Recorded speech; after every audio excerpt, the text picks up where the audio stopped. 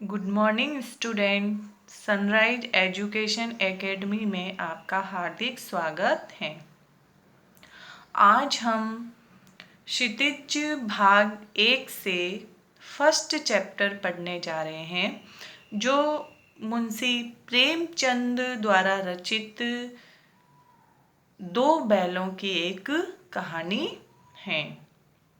इस कहानी में मुंशी प्रेमचंद ने दो बैलों की एक कथा बताई है। तो सबसे पहले हम मुंशी प्रेमचंद का जीवन परिचय पढ़ते हैं। तो चलिए बच्चों, थोड़ा ध्यान से देखिएगा। मुंशी प्रेमचंद का जन्म 1880 में बनारस के लमही गांव में हुआ था। कब हुआ था? 1880 में बनारस के कौन से गांव में? लमही गांव में हुआ था। उनका मूल नाम धनपत राय था। उनका जो मूल नाम था, जो बचपन का नाम था, वो क्या था? धनपत राय। प्रेमचंद का बचपन अभावों में बीता। मतलब उनका जो बचपन है, बचपन बहुत ही अभाव में बीता और शिक्षा भी उन्होंने बीए तक ही की। उन्होंने शिक्षा विभाग में नौकरी भी की, परंतु असहयोग आंदोलन में सक्रिय रूप से भाग लेने के लिए उनको सरकारी नौकरी से त्यागपत्र देना पड़ा और लेखन कार्य के प्रति पूरी तरह समर्पित हो गए। मतलब जब असहयोग आंदोलन चला तो मुंशी प्रेमचंद जी ने भी उसमें भाग लिया और वहीं से उन्होंने अपना लेखन कार्य शुरू किया। सन 1936 में इस महान कथाकार का देहांत हो गया। कब? 1936 में उनकी मृत्यु हो गई। प्रेमचंद जी की जो कहानियां हैं, जितनी भी कहानियां उन्होंने लिखी, वो मानसरोवर के 8 भागों में संकलित हैं। मतलब प्रेमचंद जी ने अपनी कहानियां जो है, मानसरोवर नामक एक कहानी संग्रह है, उसमें 8 भागों में संकलित की हैं। मतलब संपूर्ण कहानियां उसी मानसरोवर के अंदर हैं। सेवा सदन, प्रेमाश्रम, रंगभूमि, कायाकल्प, निर्मला, गबन, कर्मभूमि, गोदान उनके प्रमुख उपन्यास हैं। जो उनकी कहानियां हैं वो तो मानसरोवर कथा संग्रह में है, लेकिन ये सेवा सदन, प्रेमाश्रम, रंगभूमि, कायाकल्प, निर्मला, गबन, कर्मभूमि, गोदान उनके क्या हैं? उपन्यास हैं। बच्चों देखो, गद्य विधा जो होती है उसमें कहानी होती है, उपन्यास होता है, निबंध होता है ना। तो उपन्यास भी एक प्रकार की गद्य विधा है जिसमें किसी व्यक्ति के जीवन की कल्पना करके इसकी रचना की जाती है। ये एक लंबा उपन्यास होता है जिसमें अनेक तरह के पात्र होते हैं। तो उनके ये प्रमुख उपन्यास हैं। उन्होंने हंस, जागरण, माधुरी आदि पत्रिकाओं का संपादन भी किया। क्या किया? इन पत्रिकाओं का संपादन किया। संपादन करना मतलब इन पत्रिकाओं को उनको व्यवस्थित रूप देकर के इसको प्रकाशित किया।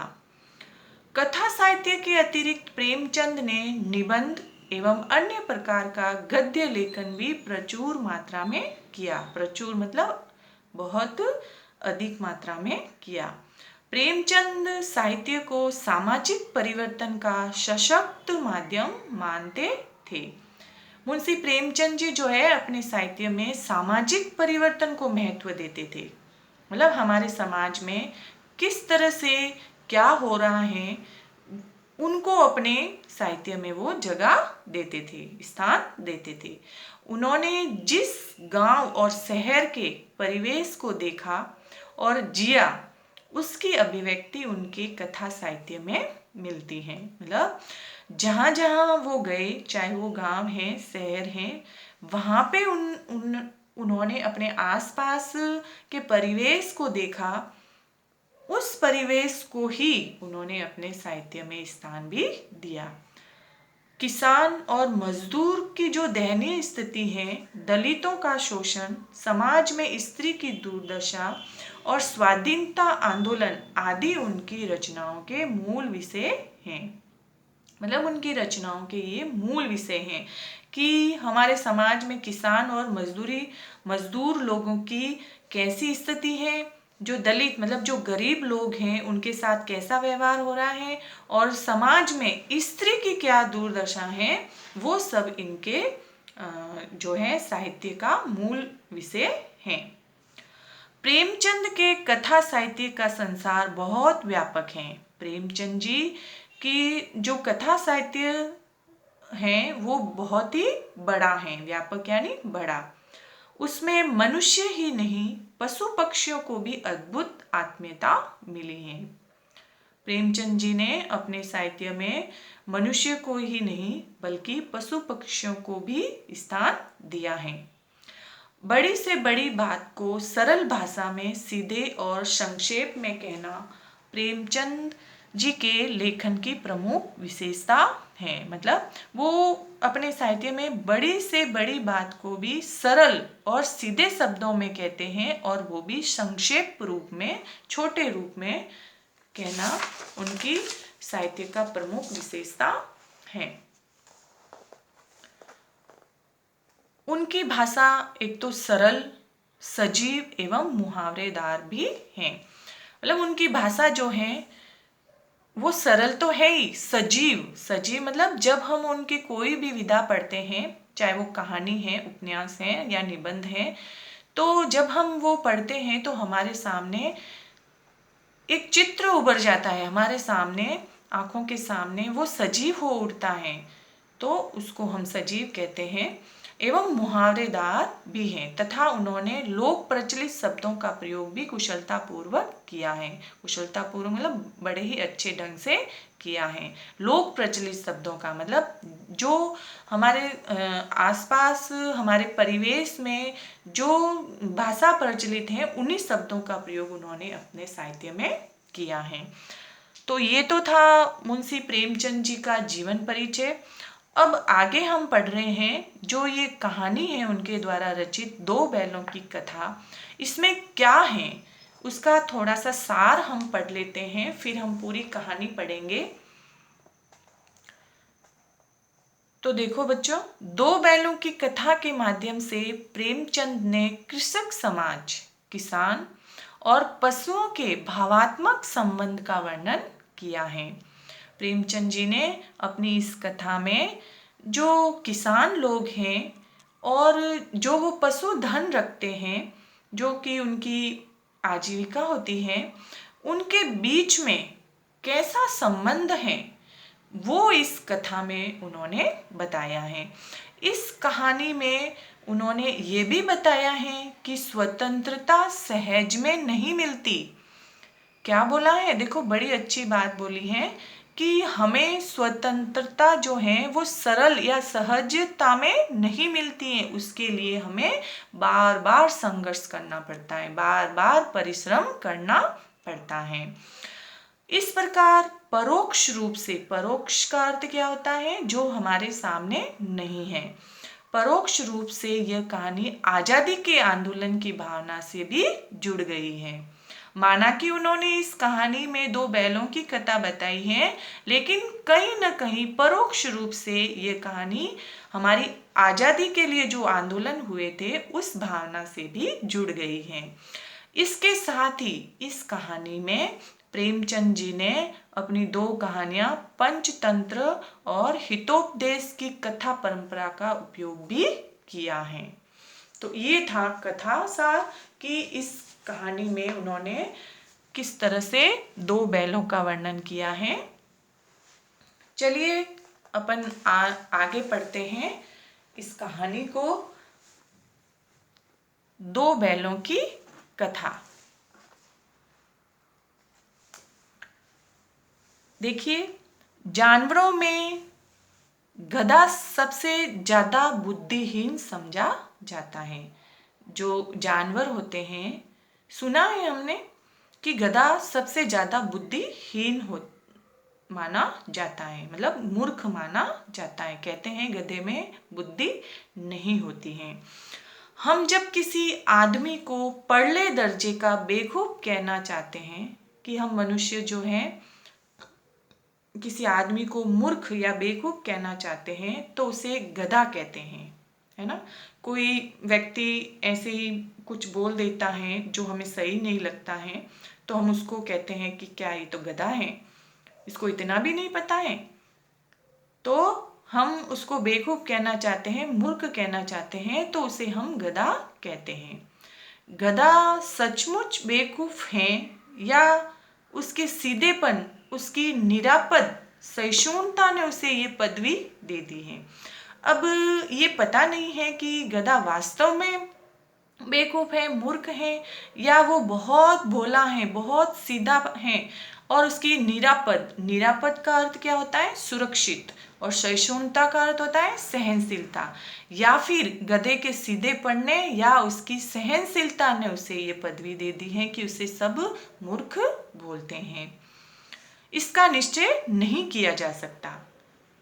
अभी तक हमें ये पता नहीं है कि हम गधे को मूर्ख क्यों बोलते हैं। इसलिए बोलते हैं कि वो बहुत सीधा साधा है, बहुत सहनशील है, इसलिए बोलते हैं, या फिर वास्तव में वह मूर्ख है इसलिए बोलते हैं, इसका अभी तक पता नहीं है। देखो, गाय को भी हम सीधा साधा पशु मानते हैं ना, कि गाय तो हमारी माता है, सीधी सादी है। लेकिन गाय सींग मारती है, देखते हैं कभी कभी गाय मारने को दौड़ती है ना। और ब्याई हुई गाय तो अनायास, अनायास मतलब अचानक ही सियनी का रूप धारण कर लेती है। कुत्ता भी बहुत गरीब जानवर है, कुत्ते को भी हम बहुत भोला मानते हैं, लेकिन कभी कभी उसे भी क्रोध आ ही जाता है। देखो, गाय भी सीधी है, कुत्ता भी सीधा है, लेकिन दोनों को कभी कभी क्रोधित होते हुए हम देखते हैं। किंतु गधे को कभी क्रोध करते नहीं सुना और न देखा। देखते हैं एकांत में गधा जो है नीचे मुंह करके खड़ा रहता है। जितना चाहो गरीब को मारो, गरीब मतलब सीधे साधा, तो चाहे जितना मारो, चाहे जैसी खराब सड़ी हुई घास सामने डाल दो, उसके चेहरे पर कभी असंतोष की छाया भी नहीं दिखाई देगी। मतलब कुछ भी, कितना भी मारो, कितना भी गंदा चारा उसको डाल दो, फिर भी वह, उसके चेहरे पर कभी दुखी या खुश कुछ भी दिखाई नहीं देता है। वैशाख में चाहे एकाध बार कुलेल कर लेता हो, वैशाख के महीने में कुलेल मतलब एक तरह की क्रीड़ा होती है, जब जानवर प्रसन्न होता है, खुश होता है, तो ये वो करता है। तो वैशाख के महीने में देखो, चाहे एक आध बार वो ऐसा कर लेता हो, पर हमने तो उसे कभी खुश होते नहीं देखा। लेखक कह रहा है कि हमने उसे कभी ऐसे खुशी से नहीं देखा। उसके चेहरे पर एक विषाद स्थायी रूप से छाया रहता है। विषाद मतलब उदासी, दुख, तो ये स्थायी रूप से उसके चेहरे पर होता है। सुख, दुख, हानि, लाभ किसी भी दशा में उसे बदलते नहीं देखा। कभी भी गधे को हमने खुश या दुखी या मतलब बदलते हुए नहीं देखा है। ऋषियों मुनियों के जितने गुण हैं वे सभी उसमें पराकाष्ठा को पहुंच गए। पराकाष्ठा का अर्थ क्या होता है? चरम सीमा, अंतिम सीमा, मतलब सारे ही गुण उसमें होते हैं। किसके? ऋषि मुनियों के। मतलब ऋषि मुनियों में जो गुण होते हैं, जितने गुण होते हैं, वो सारे ही गुण गधे में हैं, पर आदमी उसे बेवकूफ कहता है। क्यों? देखो, इसलिए कहता है कि सद्गुणों का इतना अनादर कहीं नहीं देखा, पर आदमी उसे क्या बोलता है? बेवकूफ कहता है। इतने सद्गुणों का अनादर कहीं नहीं देखा, मतलब इतने सद्गुण होते हुए भी उसका अनादर किया जाता है। कदाचित सीधापन संसार के लिए उपयुक्त नहीं है। मतलब कहते हैं ना कि आज के टाइम में ज्यादा सीधा होना भी अच्छी बात नहीं है। इसलिए गधा जो है बहुत सीधा है, इसलिए उसको मूर्ख समझा जाता है। देखिए ना, भारतवासियों की अफ्रीका में क्या दुर्दशा हो रही है। क्योंकि भारतवासी बहुत सीधे साधे हैं, इसलिए अफ्रीका में उनके साथ अच्छा व्यवहार नहीं हो रहा है। क्यों अमेरिका में उन्हें घुसने नहीं दिया जाता? क्यों अमेरिका के लोग भारतवासी को रहने नहीं देते वहां पे? बेचारे शराब नहीं पीते, इसलिए 4 पैसे कुसमय मतलब बुरा समय के लिए बचा कर रखते हैं, इसलिए जी तोड़कर काम करते हैं, किसी से लड़ाई झगड़ा नहीं करते, 4 बातें सुनकर गम खा जाते हैं, इसलिए वो ऐसा करते हैं उनके साथ। फिर भी बदनाम हैं, फिर भी भारतीय लोग वहां पे क्या हो रहे हैं? बदनाम हैं। गम खा जाना मतलब किसी को जो है सामने जवाब नहीं देना। कहा जाता है वे जीवन के आदर्श को नीचा करते हैं। ऐसा करने से लोग क्या कहते हैं कि वो अपने जीवन के आदर्श को नीचा कर रहे हैं। अगर वे भी ईंट का जवाब पत्थर से देना सीख जाते तो शायद सभ्य कहलाने लगते। अगर भारतवासी भी उन्हीं के जैसे, अफ्रीका जैसे, अमेरिका जैसे लोगों की तरह हो जाते तो वो भी सभ्य कहलाते। वो मतलब गम खा जाते हैं, सीधे साधे हैं, इसलिए उनको क्या बदनाम किया जा रहा है। आज के टाइम में ऐसा ही होता है कि जो सभ्य पुरुष हैं, जो सीधा साधा हैं, वो बदनाम होता है। देखो, जापान की मिसाल सामने है। मिसाल मतलब उदाहरण। हमारे सामने जापान का उदाहरण है कि एक बार जापान ने जीत क्या हासिल कर दी, उसे संसार की सभ्य जातियों में गण्य बना दिया। मतलब गण्य मतलब गणनीय, सम्मानित। एक बार वो विजय क्या हो गया, उसे सभ्य जातियों में माना जाने लगा और उसको सम्मान भी दिया गया। लेकिन गधे का एक छोटा भाई और भी है। क्या बताया है? देखो, गधे का एक छोटा भाई और भी है जो उससे कम ही गधा है। गधे का एक छोटा भाई और भी है और वो गधे से थोड़ा कम गधा है, और वह है बैल। कौन है? बैल। जिस अर्थ में हम गधे का प्रयोग करते हैं, कुछ उसी से मिलते जुलते अर्थ में बच्चिया के ताऊ का भी प्रयोग करते हैं। बच्चिया के ताऊ यहाँ पे कौन है? बैल, मूर्ख, है ना। कुछ लोग बैल को शायद बेवकूफों में सर्वश्रेष्ठ कहेंगे। कुछ लोग मानते हैं कि बैल भी बहुत मूर्ख हैं, मगर हमारा विचार ऐसा नहीं है। लेखक कह रहे हैं मगर हमारा विचार ऐसा नहीं है। बैल कभी कभी मारता भी है, कभी कभी अड़ियल बैल भी देखने में आता है। देखो, गधा बेचारा बहुत सीधा साधा है। वो कभी हमने नहीं देखा कि वो किसी को मार रहा है, मतलब लड़ाई झगड़ा कर रहा है। लेकिन बैल तो हमने देखा है कि कभी कभी इतना अड़ियल हो जाता है कि 2 बैल भी आपस में लड़ लेते हैं और किसी व्यक्ति को भी वो सींग मारता है और कई रीतियों से अपना असंतोष प्रकट कर देता है। अपना दुख जो है, अपना क्रोध प्रकट कर लेता है। अतएव उसका स्थान गधे से नीचा है। मतलब वो गधे जितना मूर्ख या सीधा नहीं है। देखे, कई कई रास्ते में 2 बैल आपस में लड़ते हुए देखे हमने। कई लोगों के पीछे भी पड़ जाता है, तो जब तक वो उसे सींग नहीं मार लेता तब तक छोड़ता भी नहीं है।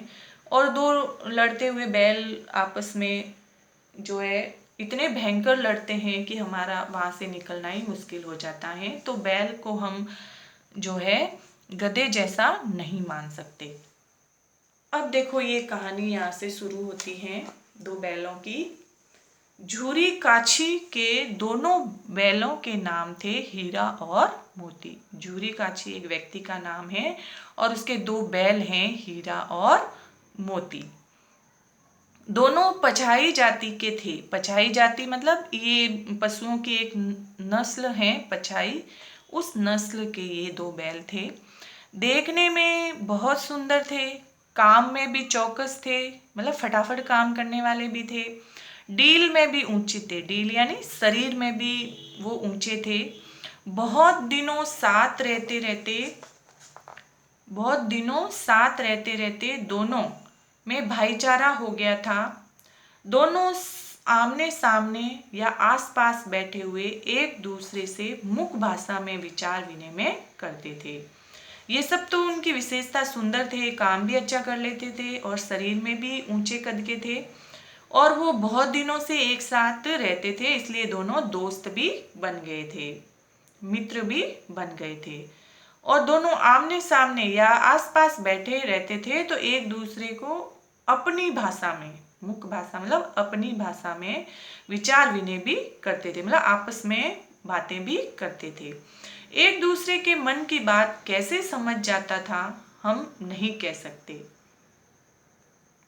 मतलब हमें पता ही नहीं है कि जानवर जो है वो एक दूसरे की भाषा कैसे समझ जाते हैं, किस प्रकार से वो बोलते हैं, है ना। हम जब बोलते हैं तो हमारे मुंह से शब्द निकलते हैं, भाषा है, लेकिन वो बिना बोले कैसे समझ जाते हैं हमें आज दिन तक पता नहीं चला। अवश्य ही उनमें कोई ऐसी गुप्त शक्ति है, हो सकता है कि उनके पास गुप्त यानी अंदरूनी कोई शक्ति है जो वो आपस में इस तरह से समझ लेते हैं, जिससे जीवों में श्रेष्ठता का दावा करने वाला मनुष्य भी वंचित है। वंचित मतलब रहित है, मतलब जीवों में सर्वश्रेष्ठ कौन है, मनुष्य।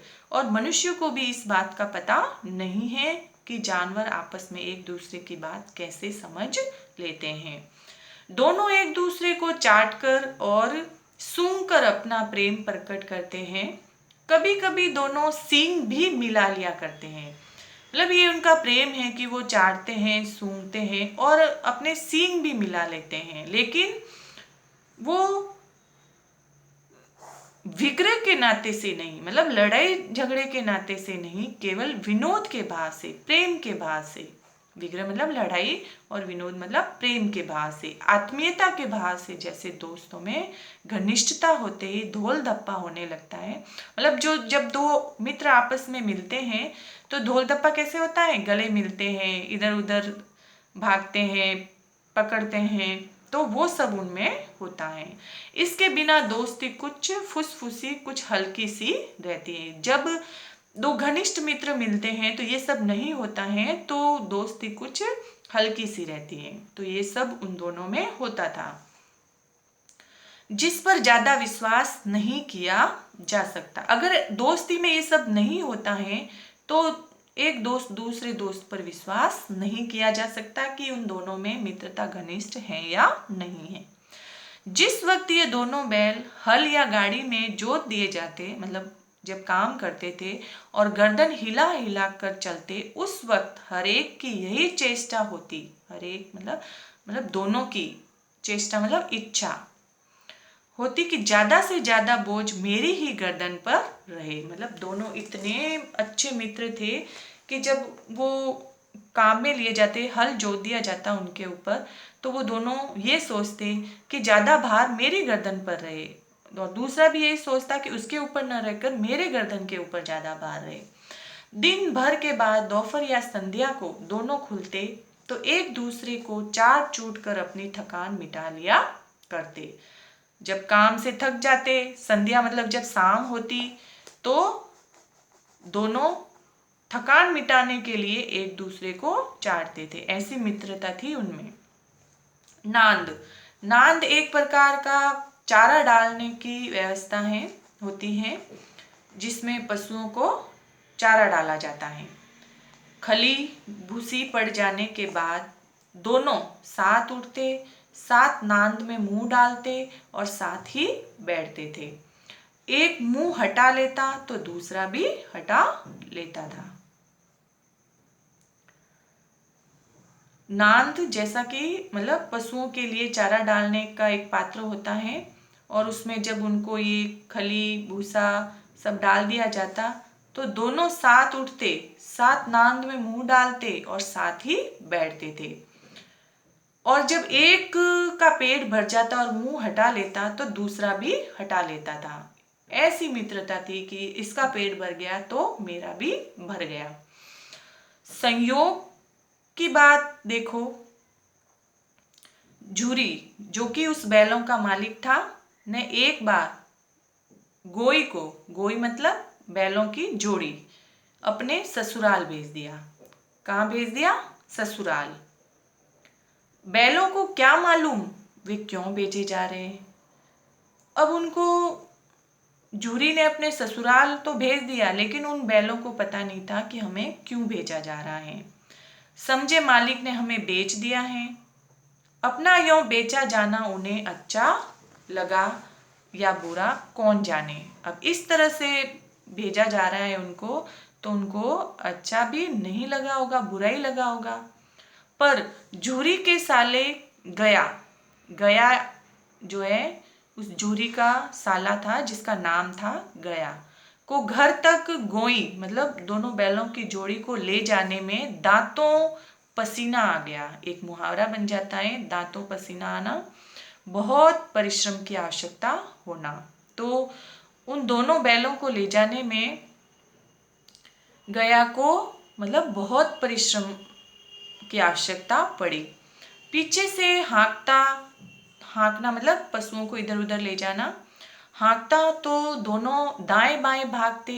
पगिया मतलब जो रस्सी होती है पशुओं को बांधने की, उसको बोलते हैं। पगिया पकड़कर आगे से खींचता तो दोनों पीछे की और जोर लगाते। मारता तो दोनों सींग नीचे करके हुंकारते, जोर से बोलते। अगर ईश्वर ने उन्हें वाणी दी होती तो झूरी से पूछते, तुम हम गरीबों को क्यों निकाल रहे हो। कि वो कह रहे हैं कि अगर भगवान ने हमको वाणी दी होती, बोलने की शक्ति दी होती, तो हम अपने मालिक से जरूर पूछते कि तुम हम अपने घर से क्यों निकाल रहे हो। हमने तो तुम्हारी सेवा करने में कोई कसर नहीं उठा रखी, कि हमने तो तुम्हारी बहुत सेवा की। अगर इतनी मेहनत से काम न चलता तो और काम ले लेते, कि जितनी हम मेहनत कर रहे हैं उससे काम नहीं चलता तो हम और मेहनत कर लेते।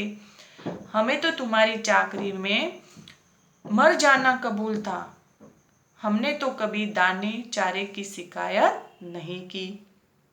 कि हमें तो तुम्हारी सेवा, चाकरी मतलब सेवा में मर जाना कबूल था, और हमने कभी आपने जो अपने मालिक को कह रहे हैं कि हमने कभी दाने चारे की शिकायत भी नहीं की। जैसा हमको खिलाया वैसा हमने खाया। तुमने जो कुछ खिलाया वह सिर झुकाकर खा लिया, फिर तुमने हमें इस जालिम के हाथ क्यों बेच दिया। जालिम मतलब अत्याचार करने वाले के हाथ हमें क्यों बेच दिया। क्योंकि जो झूरी था उन दोनों बैलों को बहुत ही प्यार से रखता था, और जो ये गया है जब अपने घर ले जा रहा है तब भी इनको मार मार के ले जा रहा है, तो वो उसको जालिम बोल रहे हैं। अब संध्या का समय हो गया है। दोनों बैल, संध्या मतलब शाम, तो शाम का समय दोनों बैल अपने नए स्थान पर पहुंचे। कहाँ पे? गया के घर पर। दिन भर के भूखे थे, लेकिन जब नांद में लगाए गए मतलब चारा डाला गया उनको और वहां पे उनको ले जाया गया, तो दोनों में से एक ने भी उसमें मुंह नहीं डाला। दिल भारी हो रहा था, उनका दिल भारी हो रहा था मतलब दुखी हो रहे थे वो, कि जिसे उन्होंने अपना घर समझ रखा था वह आज उनसे छूट गया था। किसका घर? झूरी का घर, है ना, छूट गया था। ये नया घर, नया गांव, नए आदमी उन्हें बेगानों से लगते थे। कि यहाँ पे न हमको ये गांव अच्छा लग रहा है, न लोग, और न ही ये घर अच्छा लग रहा है। ये हमें बेगानों से लगते हैं, ये अपने नहीं हैं। दोनों ने अपनी मुख भाषा में सलाह की, एक दूसरे को कनखियों से देखा। कनखियों से मतलब तिरछी नजर से देखा, और लेट गए, सो गए। जब गांव में सोता पड़ गया, सोता मतलब सारे गांव के लोग सो गए, तो दोनों ने जोर मारकर पगे तुड़ा डाले। पगे मतलब जिस रस्सी से उनको बांधा गया था वो उन्होंने तोड़ डाली और घर की तरफ चल दिए। कहाँ पे? वापस झूरी के घर। पगे बहुत मजबूत थे, वो रस्सी जिसे उन्हें बांधा गया था वो बहुत ही मजबूत थी। अनुमान न हो सकता था कि कोई बैल उन्हें तोड़ सकेगा, मतलब किसी को भी अनुमान नहीं था कि वो उसे तोड़ देंगे। पर उन दोनों में इस समय दूनी शक्ति आ गई थी। दूनी मतलब दुगुनी, क्योंकि उन्हें अपने पहले वाले स्थान पे जाना था। एक एक झटके में ही रस्सियां टूट गई। अब उधर देखो झूरी के घर पे, झूरी प्रातः काल, सुबह हो गई है, सोकर उठा। रात में वो चल दिए और सुबह होते वहां पे पहुंच गए। तो देखा कि दोनों बैल चरनी पर खड़े हैं, जहां पे उनको चारा डाला जाता था ना, वहां पे उस जगह पे वो दोनों खड़े हैं। दोनों की गर्दनों में आधा आधा घराव लटक रहा था। घराव मतलब जो रस्सी उनके गले में बांधी जाती है ना, वो। घुटने तक पांव कीचड़ से भरे हैं और दोनों की आंखों में विद्रोह में स्नेह झलक रहा था। विद्रोह यानी क्या, मतलब लड़ाई भी करना चाहते थे और स्नेह भी था। जूरी बैलों को देखकर स्नेह से गदगद हो गया, मतलब बहुत ही प्रसन्न हो गया। दौड़कर उन्हें गले लगा लिया। प्रेमालिंगन और चुंबन का यह दृश्य बड़ा ही मनोहर था। प्रेमालिंगन मतलब उनके जो मिलन हो रहा था, वो गले मिल रहा था, हाथ फेर रहा था, उसको बोलते हैं। तो वो बहुत ही मनोहर था, मन को हरने वाला था, अच्छा लगने वाला। घर और गांव के लड़के जमा हो गए और ये दृश्य देख करके सब वहां पे इकट्ठे हो गए और तालियां बजाकर उनका स्वागत करने लगे। गांव के इतिहास में ये घटना अभूतपूर्व नहीं थी। अभूतपूर्व मतलब अनोखी नहीं थी, फिर भी महत्वपूर्ण थी। बाल सभा ने निश्चय किया, मतलब सब बच्चों ने मिलकर एक निश्चय किया, दोनों पशु वीरों को अभिनंदन पत्र देना चाहिए, कि ये दोनों पशु बहुत वीर हैं और इनका सम्मान करना चाहिए। अभिनंदन पत्र मतलब सम्मान करना चाहिए। कोई अपने घर से रोटियां लाया, कोई गुड़, कोई चौकर, कोई भूसी, मतलब सब ने अपने अपने घर से उनके खाने के लिए कुछ न कुछ ला करके उनको खिलाया। तो आज हम इतना ही पढ़ेंगे। आगे का जो भाग है वो हम अगले भाग में पढ़ेंगे। होमवर्क में बच्चों आप लोग शब्दार्थ कर लेना, जो कि मैंने PDF में डाले हैं, ठीक है।